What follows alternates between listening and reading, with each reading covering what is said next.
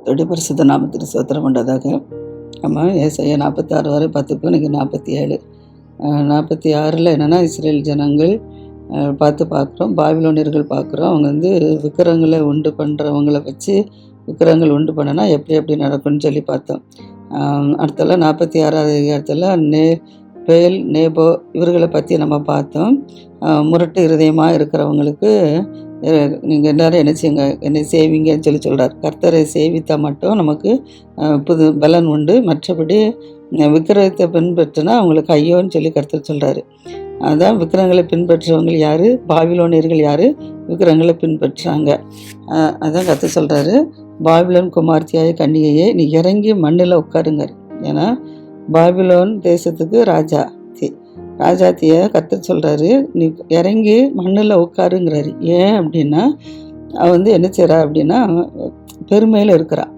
பெருமையில் என்ன விக்கிரகங்களை பின்பற்றுறாங்க. அது மாத்திரமல்ல, பெருமையில் உட்காரு. அதான் பாபிலோனாலும் கல்தேர்னாலும் ஒன்று தான். பாபிலோன் குமார்த்திய கன்னிகையே நீ இறங்கி மண்ணில் உட்காரு, கல்தேரின் குமாரத்தியே தரையில் உட்காருங்கிறாரு.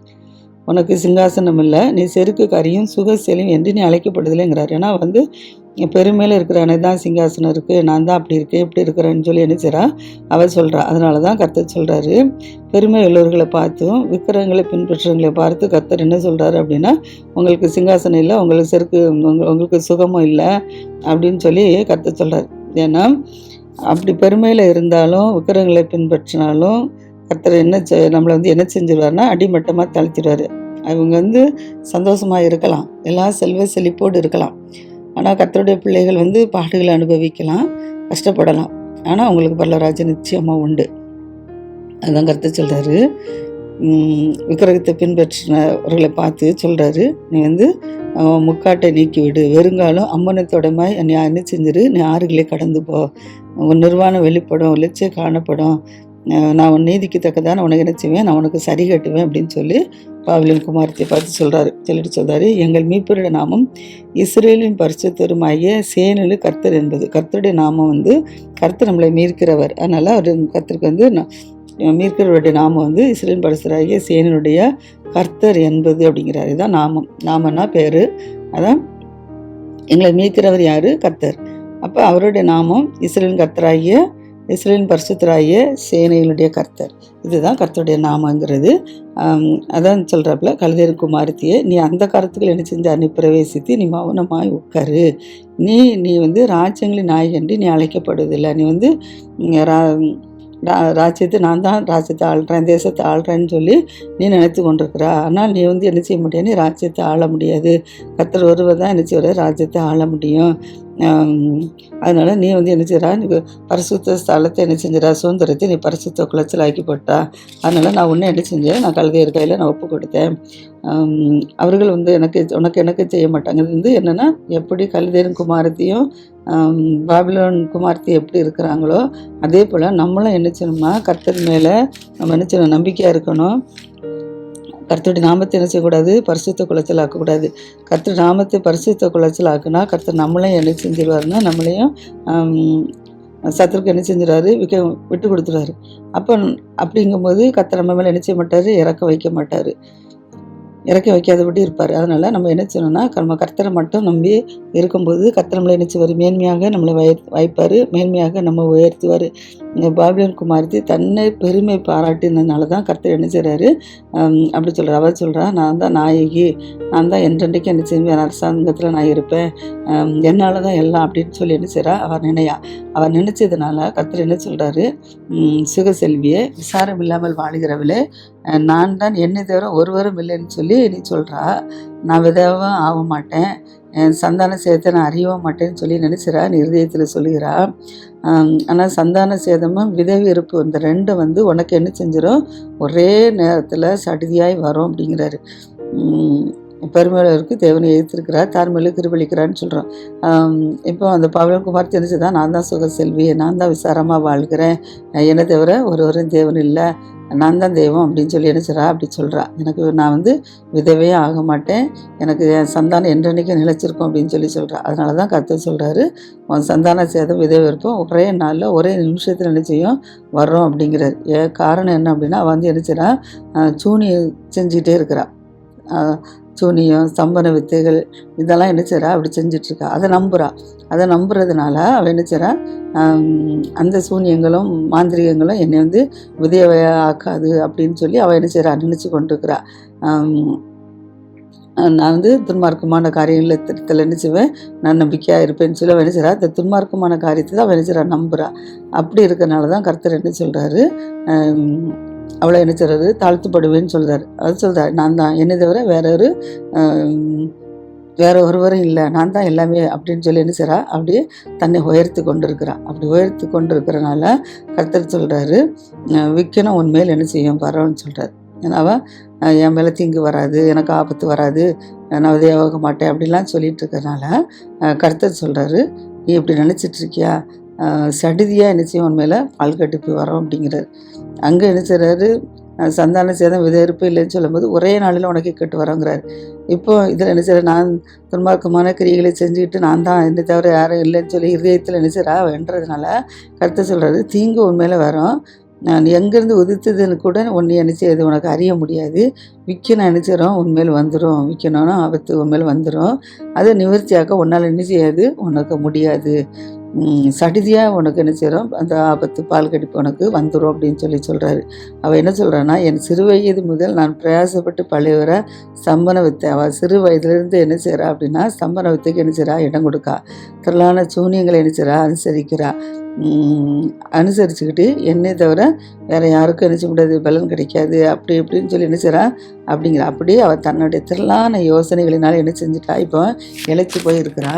இப்பொழுதும் திரளான யோசனை இழைச்சி போயிருக்கிறா. இப்போதும் சோசியரும் நட்சத்திர நாள் பார்க்கிறவர்கள் அமாவாசை கணிக்கிறவர்கள் எழும்பி உனக்கு நேரிடு உன்னை ரசிக்கட்டுன்னு கருத்து சொல்கிறார். ஏன்னா வதத்தில் நம்பினா என் சூனிய வித்தனால நான் பிழைச்சிக்கிடுவேன் வச்சுக்கிடுவேன் நான் அப்படி இருப்பேன் அப்படின்னு சொல்கிறதுனால கர்த்தர் என்ன சொல்கிறாரு, உனக்கு சூனிய வித்தனால நீ என்ன செய்கிறா எப்படி பிழைப்பான்னு பார்ப்போம், உனக்கு நேரிடுறத அதுவே ஒன்று என்ன செய்ய ஒன்று விலைக்கு ரசிக்கட்டும் அப்படின்னு சொல்கிறாரு.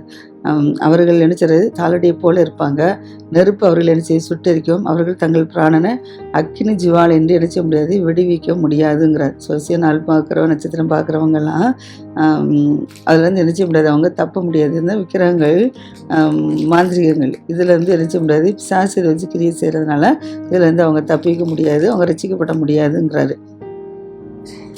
அவங்க அவங்க தாழ்டியை போல் இருப்பாங்க, நெருப்பு அவளை எரிச்சிஞ்சிடும், அவங்களை சுட்டரிச்சு போட்டுரும், அவங்க பிராணம் நினைச்சிடுறது அக்கினி ஜுவாலிலேருந்து விடுவிக்க முடியாது, அது குளிர் காயத்தக்க தளலும் எதிரும் உட்கார மக்காது அடுப்பம் இல்லைங்கிறார். உன் சிறுவியாதி முதல் பிரயாசப்பட்டு யாரோடு நீ வியாபாரம் பண்ணினாயோ அப்படியே நிச்சயம் நீ இருப்பா, உன்னுடைய போக்கிலே என்ன செஞ்சா நீ போய் அலைஞ்சா உன்னை ரசிப்பார் யாரும் இல்லைங்கிறார்.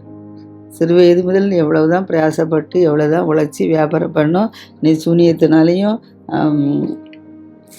நாலு நட்சத்திரம் பார்த்து அமாவாசை கணிக்கிறதுனாலும் நீ என்ன செய்வா, நீ அலைஞ்சு தான் தெரியவா, உன்னை அந்த தெய்வங்கள் உன்னை என்ன செய்யாது ரசிக்காது அப்படின்னு சொல்லி கற்று சொல்கிறாரு. சொல்கிறாரு, இஸ்ரவேல் என்னும் பெயர் பெற்று யூதாவின் நீரூற்றிலிருந்து சுரந்தவர்களே, நீங்கள் என்ன செய்யுங்க, கர்த்தருடைய நாமத்தின் மேல் ஆணையிட்டு உண்மை நீதி இல்லாமல் இஸ்ரேல் தேவனை அறிக்கையிடர்களுமான யாக்கோபின் வம்சத்தாரே கேளுங்கிறார். ஏன்னா பாபிலோன் குமார்த்தி இப்படி தான் இருக்கிறான்னு சொல்லிட்டாரு. இப்போ இஸ்ரேவேல் பார்த்து கருத்துக்கு சொல்கிறாரு, இஸ்ரேவேல் நீரிட்டிருந்து வந்த யாக்கோபு வம்சத்தாரே கேளுங்க. இஸ்ரேலுக்கு மறுபேர் யாக்கோபுக்கு மறுபேர் இஸ்ரேவேல். அதான் சொல்கிறாரு, யாக்கோபின் வம்சத்தாரை நீங்கள் கேளுங்கன்னு சொல்கிறாரு. அவர்கள் தங்களை பரிசுத்த நகரத்தாரன்னு சொல்கிறாங்க. யார், அந்த பாபிலோன் குமார்த்தி அவங்க நினைச்சுறாங்க அங்கே தான் பரிசுத்த நகரத்தாருன்னு சொல்கிறாங்க. சேனையின் கர்த்தர் என நாமுள்ள இஸ்ரேல் தேவன் மேல் பற்றுதலாக இருக்கிறாங்க. அவங்க இதில் அவங்க பற்றுதலாக இருக்கிறாங்க. பூர்வ காலத்தில் நடந்ததுகளாம் நான் என்ன செஞ்சுட்டேன், அறிவிச்சிட்டேன், அவைகளாம் என் வாயிலேருந்து பிறந்துச்சு, அவைகளை நினச்சிருந்தேன், நான் சடஜியாக செஞ்சேன் அப்படின்னு சொல்லி கற்று சொல்கிறார். அதனால் கடினம் உள்ளவன் என்றும் உன் பிடரி நரம்பு எறும்பென்றும் உன் நெற்றி வெண்கலம் என்றும் அறிந்திருக்கிறேங்கிறார். கடினம் உள்ள நீ யார், கடினம் உள்ளவள், உன் பிடரி என்னது ஒரு இரும்பை போல் இருக்கிறது, உன் நெற்றி என்னது ஒரு வெண்கலத்தை போல் இருக்கிறதுன்னு சொல்லி நான் அறிகிறேன். அதனால் அதனால் நான் நினச்ச மாட்டேன், உங்களை விடுவிக்க மாட்டேன்னு சொல்லி பாபிலோனுக்கு சொன்னது போல் இஸ்ரவேலர்களுக்கு சொல்கிறார். நீங்கள் சரியாக இருந்தால் உங்களை நான் என்ன செய்வேன், நான் விடுவிப்பேங்கிறார். என் விக்கிரமம் அவர்களை செய்ததென்றும் நான் செய்த சுரூபம், நான் விடுவித்த விக்கிரகம் எனக்கு கட்டளையிட்டிருக்கிறது. அதனால் நான் அதை கட்டளையிட்டது என்றும் நீ சொல்லாதபடிக்கு நான் அவைகளை உனக்கு முன்னுமே அறிவித்தேன்னு சொல்லி சொல்கிறார். ஏன்னா நான் அவைகளை குறித்து கேள்விப்பட்டிருக்கேன், அவைகளெல்லாம் பாரு, இப்பொழுது நீங்கள் அவைகளை அறிவிக்கலாம் அல்லவா. இது முதல் புதியவைகளானவைகளையும் அறியாத மறைப்பொருளானையும் உனக்கு நான் தெரிவிக்கிறேன்னு சொல்கிறார். பூர்வ காலத்தில் நடந்ததுகள்லாம் உங்களுக்கு முன்னால் நான் செஞ்சுட்டேன், அறிவிச்சிட்டேன். இது வந்து யாக்கோபு வம்சத்தார் சொல்கிறாரு, பூர்வ காலத்தில் நடந்ததெல்லாம் நான் உங்களுக்கு அறிவிச்சிட்டேன். ஆனால் இது முதல் நீ புதியதானவைகளையும் நீ அறியாத மறைப்பொருளானவைகளையும் உனக்கு நான் நினச்சிறேன் தெரிவிக்கிறேன்னு சொல்கிறாரு.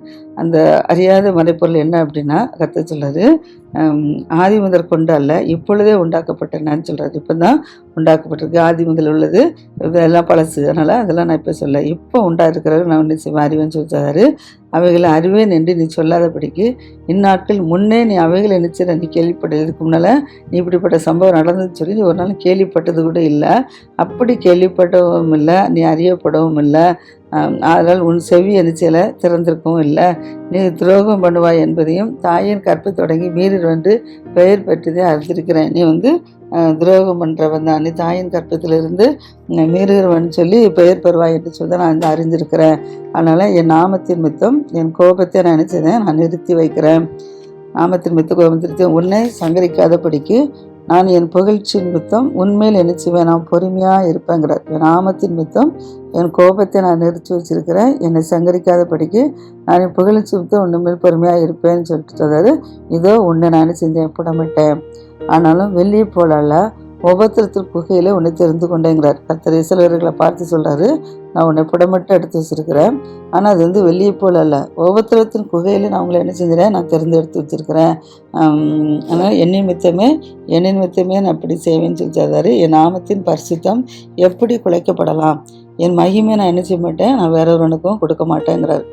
அவங்கள புடமிட்டு வெளியே போல அல்ல ஒருத்தது குகையில் தான் அவங்கள தேர்ந்தெடுத்து வச்சுருக்கிறேன், ஆனாலும் என் மகிமையை நான் வேற ஒருவனுக்கு என்ன செய்ய மாட்டேன், நான் கொடுக்க மாட்டேன்னு சொல்லி சொல்கிறாரு. யாக்கோபே, நான் அழைத்திருக்கிற இஸ்ரவேலே எனக்கு செவி கொடுங்கிறார். நானே அவர், நான் முந்தினவரும் நான் பிந்தினவருமா இருக்கிறேங்கிறார். யாக்கோபேன்னு இஸ்ரவேலே எனக்கு நீ செவி கொடு, நான் தான் அவர், நான் இப்படி சொன்னதெல்லாம் இப்போ நான் தான் அவர், நான் தான் முந்தினவரும் நான் தான் பிந்தினவருமா இருக்கிறேன். அதனால் என் காலம் என் கரந்தான் பூமியை என்ன செஞ்சிச்சு, அஸ்திபாரப்படுத்தி வச்சிருக்கிறது. என் வலது கை வானங்களை என்ன செய்து அளவிட்டுச்சு, நான் அவைகளை கட்டளையிட அவைகள் அனைத்தும் என்ன செய்யும் நிற்கும்ங்கிறார். அதனால் நீங்கள் எல்லாரும் கூடி வந்து கேளுங்க. கர்த்தருக்கு பிரியமானவன் அவருக்கு சித்தமானதை பாபிலோனில் செய்வான். கர்த்தருக்கு பிரியமானவன் வந்து பாபிலோனில் வந்து என்ன செய்வான். அவன் புயம் வந்து கழுதறி மேல் இருக்கும் என்பதை இவர்களில் அறிவித்தவன் யாருங்கிறார். பாபிலோனில் போய் கர்த்தருக்கு பிரியமானதை பாபிலோனிகள் செய்வான், கர்த்தரின் கரம் வந்து இவன் மேல் இருந்துச்சுன்னு சொல்லி அறிவித்தவன் யார் அப்படிங்கிறார். நானே அதே சொன்னேன், நான் தான் என்ன செஞ்சேன், நான் சொன்னேன், நான் தான் உங்களை என்ன செஞ்சேன் அழைச்சேன், நான் தான் எங்களை செஞ்சேன் உங்களை அங்கே வர பண்ணினேன். அதனால் உங்கள் வழி என்ன செய்யும் வாய்க்கும் அப்படிங்கிறாரு. நீங்கள் என் சமீபத்தில் வந்து என் சொல்வதை கேளுங்கிற கர்த்தர்னு சொல்கிறாரு. யாக்கோபே, நீ வந்து என்ன செய்யுது, என் கரந்தான் இதெல்லாம் வானங்களெல்லாம் அளவிட்டுச்சு, பூமியை அஸ்திபாரப்படுத்துச்சு அப்படிங்களெல்லாம் நீ என்ன செய்ய, நீ அறிந்திருக்கிறா. அதனால் என் சமீபத்தில் நீ வந்து நான் சொல்கிறத நீ கேளு. நீ கேட்ட அப்படின்னா ஆதி முதல் கொண்டு அந்த ரங்கத்தில் நான் என்ன செஞ்சேன், நான் பேசலை, அது உண்டான காலம் துவைக்கியே நான் நினச்சிறேன். நான் தான் ஆதியிலேருந்தே யார், நான் தான் இருக்கிறேன், ஆதி முதல் கொண்டு எல்லாவற்றையும் நான் தான் செய்து கொண்டிருக்கிறேன். இப்பொழுதும் கர்த்தராகிய ஆண்டவரும் அவருடைய ஆவியும் என்ன செய்து என்னை அனுப்புகிறாரு அப்படின்னு சொல்லி ஏசாயா சொல்கிறார். இஸ்ரேலின் பரிசுத்தராகிய மீட்பராகிய கர்த்தர் சொல்கிறாரு. ஏசாயா சொல்கிறாரு, இஸ்ரேலின் பரிசுத்தராகிய உன் மீட்பராகிய கர்த்தர் சொல்கிறது. என்ன சொல்கிறாருன்னா, விரோதமாக இருக்கிறத என்ன செஞ்சேன், உனக்கு நான் போதித்தேன், நீ நடக்க வேண்டிய வழியை உனக்கு என்ன செய்ய நடத்துகிற உன் தேவனாய கர்த்தர் நானேங்கிறார். நீ நடக்க வேண்டிய வழியும் நீ உனக்கு போதிக்க வேண்டிய வழியும் உனக்கு நடக்க வேண்டிய வழியும் நடத்தி உன்னை நடத்துகிறது உன் தேவனாய கர்த்தர் தானே அப்படின்னு சொல்லி சொல்கிறாரு.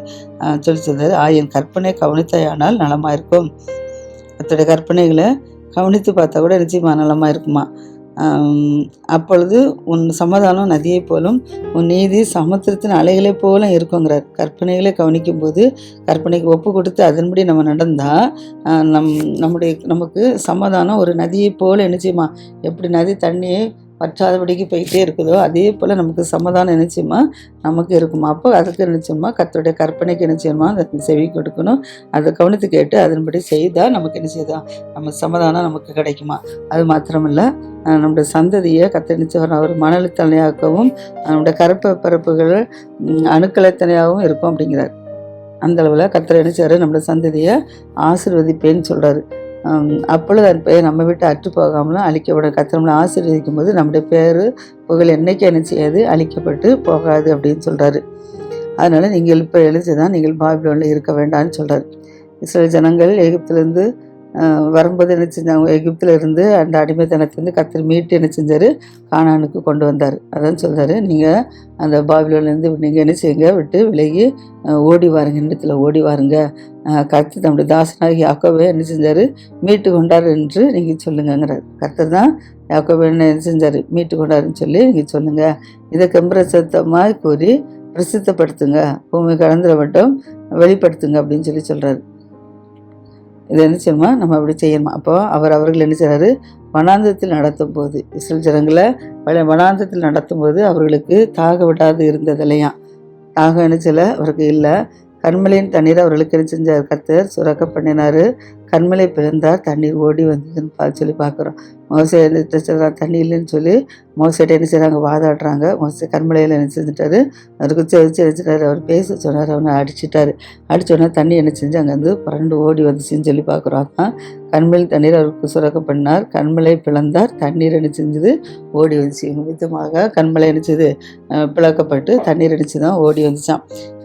ஆனால் பாபிலோன் வெளியில் வரும்போது தான் கர்த்தர் நம்மளை நினைச்சவர், நம்மளை ஆசீர்வதிப்பேன்னு சொல்கிறாரு. இப்போ துன்மார்க்கருக்கு சமாதானம் இல்லை என்று கர்த்தர் என்ன செய்கிறாரு சொல்கிறார். துன்மார்க்கருக்கு ஒரு நாளுமே சமாதானமே கிடையாது. கர்த்தருடைய பிள்ளைகளுக்கு தான் சமாதானம் உண்டு. அதை நதியை போல் என்ன செய்வேன், சமாதானத்தை கொடுப்பேங்கிறாரு. துன்மார்க்கருக்கு சமாதானம் இல்லைன்னு சொல்கிறாரு. நம்ம இப்போ சமாதானத்தை நம்ம பெற்றுக்கொள்ள அப்படின்னா கர்த்தருடைய கற்பனைகள் கட்டளை என்ன செய்யணும், அதை கவனித்து கேட்கணும், அது செவி கொடுக்கணும், அது முடிய என்ன செய்யணும், நடக்கணும். அப்போ போதும் கர்த்தர் நம்மளை நினைச்சவர் ஆசீர்வதிப்பேன்னு சொல்கிறாரு. அடுத்த சொல்கிறாரு, தீவுகளை எனக்கு செவி கொடுங்கிறார். தீவுகளை எனக்கு செவி கொடுங்க, தூரத்தில் இருக்கிற ஜனங்களை கவனித்து கேளுங்க அப்படின்னு சொல்கிறாப்புல. சொல்லிட்டு சொல்கிறாரு, தாயின் கற்பத்தில் இருந்த முதல் கர்த்தர் என்னை அழைத்து என் தாயின் வயிற்றில் இருக்கையில் என் நாமத்தை பிரஸ்தாவப்படுத்தினாங்கிறார். தீவுகளை நீங்கள் எனக்கு செவி கொடுங்கன்னு சொல்லிட்டு தூரத்தில் இருக்கிற ஜனங்களே நீங்கள் யாராவது கவனித்து கேளுங்க. தாயின் கற்பத்தில் இருந்தது முதல் கர்த்தர் என்ன செஞ்சார், என்னை அழைச்சி வச்சுட்டார், என்னை பேர் சொல்லி அழைச்சிட்டாருன்னு சொல்லி செய்ய சொல்கிறாரு. தாயின் கற்பத்தில் இருக்கும்போது என்னை பேர் சொல்லி அழைச்சிட்டாரு. நான் அவருடைய வயிற்றில் இருக்கும்போது கர்த்தர் அடிச்சார், அவருடைய நாமத்தை கொண்டு என்னை பிரஸ்தாவப்படுத்தினாருன்னு சொல்கிறாரு.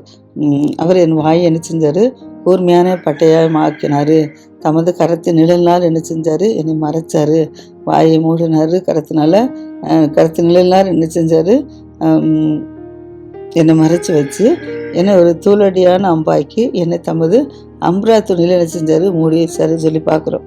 கர்த்தர்கள் என்ன செய்றாரு, ஒரு பழஞ்செடுத்து சரி பண்ணி அம்பரா துணியில் என்ன செய்யணுமா, அது வைக்கணுமா. அம்பரா துணியில் மூடி வச்சாராம். அவர் என்ன நோக்கி, நீ என் தாசன் இஸ்ரவேலே, நான் உன்னில் மகிமைப்படுவேங்கிறார். கர்த்தர் சொல்கிறாரு, இஸ்ரவேலை பார்த்து நீ என் தாசன், நான் உண்மையில் என்ன செய்வேன், நான் உண்மையில் மகிமைப்படுவேன் அப்படின்னு சொல்லி சொல்கிறார். அதற்கு நான் விருதாவாக உழைக்கிற வீணும் வியர்த்தமாக இருக்கிற ஒரு என் பலனை நான் என்ன செஞ்சேன், செலவழிக்கிறேங்கிறார். நான் விருதாவாக உழைக்கிறேன், வீணும் வியர்த்தமாக என் பலனை செலவழிக்கிறேன். என் நியாயம் கர்த்தரிடத்துல, என் பலன் என் தேவனிடத்துல இருக்கிறது அப்படின்னு சொல்கிறான். நான் கர்த்தர் ஜீவனை கொண்டு சொல்லுறேன். அதனால் கர்த்தர் ஜீவன் அடித்தது என் மேல் இருக்கிறது,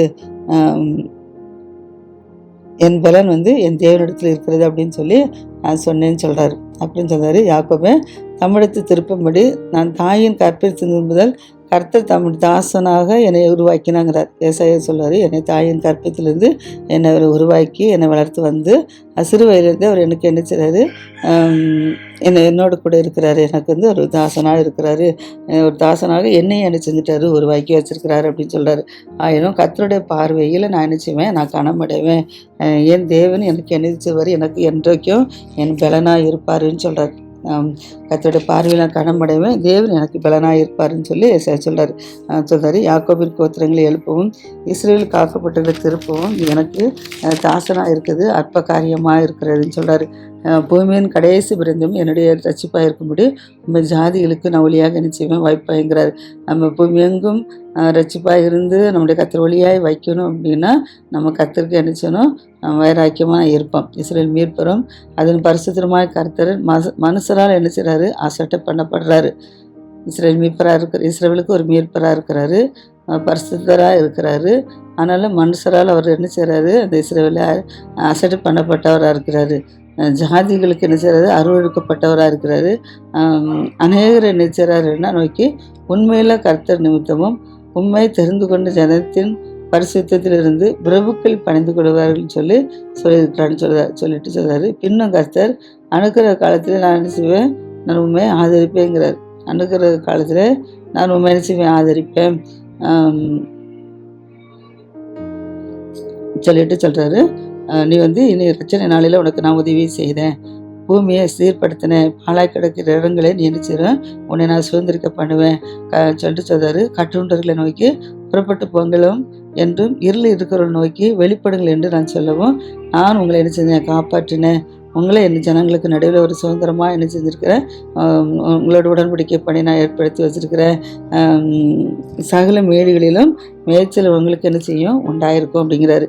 சில மேடுகளும் மேய்ச்சல் உண்டாயிருக்கனால இனிமேல் என்ன செய்ய மாட்டாங்க, இஸ்ரேல் ஜனங்கள் பசியாக இருப்பதும் இல்லை, அவங்க தாகம் உடையதும் இல்லை, உஷ்ணமானாயிலும் வெயிலாகிலும் அவர்கள் என்ன செய்யாது படுவதில்லைங்கிறார். பசியாக இருக்க மாட்டேன், நான் தாகமாக இருக்க மாட்டேன், உஷ்ணமாக இருக்க மாட்டேன், வெயில் எனக்கு கிடைக்காது, கர்த்தர் என்னை நீட்டத்தில் கொண்டு போய் விடுவார் அப்படின்னு சொல்லி ஏசாயா சொல்லிட்டு என் மலைகளெல்லாம் நான் வழிகளாக்குவேன், என் பாதைகளெல்லாம் உயர்த்தப்படும் சொல்லி ஒரு பாடலாக நம்ம பெருமாசையாக படிக்கிறத நம்ம பார்க்குறோம். மண்மலையிலெல்லாம் வழியிலாக்கி பாதைகளும் உயர்த்தப்படும் சொல்லி இவர்கள் தூரத்துலேருந்து வருவாங்க, இவங்க வடக்கிலும் மேற்குலேருந்து வர்றவங்க, இவர்கள் சீனின் தேசத்துலேருந்து வருவார்கள்னு சொல்லி ஏசாயா சொல்கிறார். அப்போ நம்மளும் என்ன செய்யணும், நம்ம மேலே வெயில் உஷ்ணம் வெயில் எதுவும் படாமல் இருக்கணும் அப்படின்னு, பசி எதுவும் இல்லாமல் இருக்கணும் அப்படின்னா கர்த்தரை வழியை நிச்சயணும், உறுதியாக இருக்கணும், அவரை உறுதியாக பற்றி நிச்சயணும் பிடிச்சிக்கிடும் போது தான் நம்மளுடைய மலைகளெல்லாம் கர்த்தர் என்ன செய்வார், வழியாக்கி கொடுத்து நம்முடைய பாதைகள்லாம் உயர்த்துவார்.